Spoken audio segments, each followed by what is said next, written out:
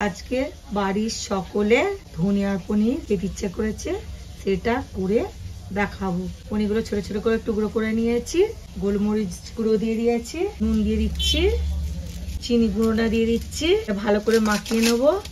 এটা খেতে টেস্টি লাগবে, স্বাদটা অন্যরকমের লাগবে। ভালো করে মাখানো হয়ে গেছে, 10 মিনিট রেস্টে রাখবো। বসিয়ে দিয়েছি, সাদা তেল দিয়ে দিচ্ছি। তেলটা গরম হয়ে গেছে, পনিরগুলো দিয়ে দিচ্ছি।